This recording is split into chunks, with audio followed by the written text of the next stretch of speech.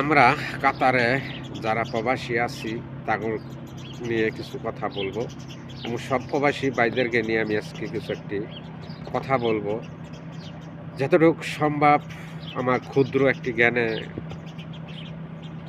জ্ঞানে ধরে ক্ষুদ্র একটি আমার একটি জ্ঞান ওই নিয়ে চেষ্টা করব সবাইকে একটু ভালো একটি পরামর্শ দেওয়ার জন্য। কথাটা হলো, দেখেন দাড়ি মুছ পেকে গেছে, আমার দাড়ি পেকে গেছে, মুছ পেকে গেছে, দাড়িও পেকে গেছে, মুছও পেকে গেছে। হায়াত মৌতের খবর কেউ বলতে পারবে না। আমরা যখন প্রবাসে আসি, বাপ মার কাছ থেকে সবার কাছ থেকে বিদায় নিয়ে পরে আসি, বলতে পারবো না কার কখন মৃত্যু হয়ে যায়, কোথায় কার মৃত্যু হয়। এই জন্য আমি বলবো, যত প্রবাসী ভাই আছেন কারো সাথে রাগ করতে পারবেন না। রাগ করা মহাপাপ। কারো সাথে রাগ করবেন না।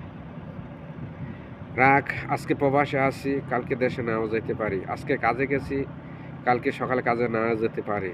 এর জন্য কারো সাথে রাগ করা যাবে না। রাগ করা মহাপাপ এবং রাগ করা হলো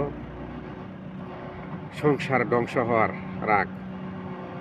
আর কথা হলো, যারা প্রবাসে আছেন, কাতারে আছেন, সৌদি আছেন, দুবাই আছেন, যে কোনো প্রবাসী আপনারা আছেন, তারা নিজের সেফ মতো সিফটি বরাবর রেখে কাজ করবেন। কেন রে ভাই, প্রবাসে আপন বলতে কেউ নাই। আপন বলতে কেউ নাই। এই প্রবাসটা হলো এমন একটি প্রবাস, কেউ আপনাকে 2 টাকা দিয়ে কেউ সাহায্য করবে না। আপনার টাকা আছে, বন্ধু বান্ধবের অভাব নাই।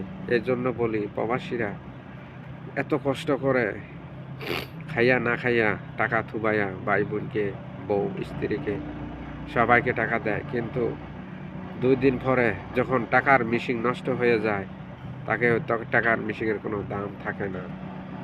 বুঝছেন? এটা হলো প্রবাসীগত জীবন। প্রবাসীগত জীবন হলো এটা ভাই। প্রবাসীরা এই যে সকালে কাজে আসছে,